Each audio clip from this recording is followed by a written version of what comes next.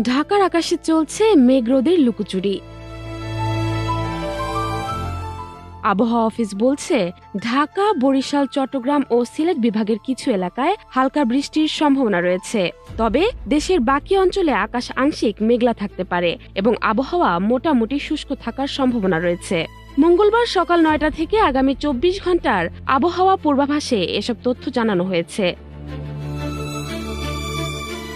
পূর্বাভাসে বলা হয়েছে, সারা দেশের দিনের তাপমাত্রা সামান্য বৃদ্ধি পেতে পারে এবং রাতের তাপমাত্রা কিছুটা কমতে পারে।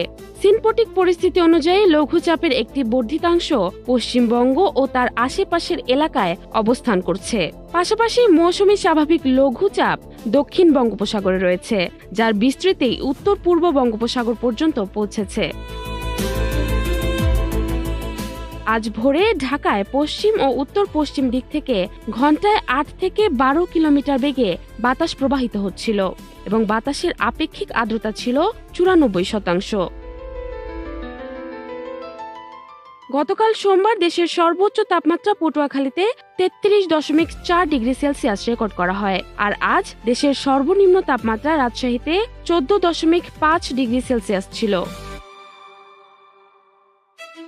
আজ ভোর ৬টা পর্যন্ত গত ২৪ ঘন্টায় সর্বোচ্চ ৪ মিলিমিটার বৃষ্টিপাত রেকর্ড করা হয়েছে চট্টগ্রামের মাইজদি কোর্টে। দেশের বিভিন্ন জায়গায় আংশিক মেঘলা আকাশ সহ আবহাওয়া শুষ্ক থাকতে পারে।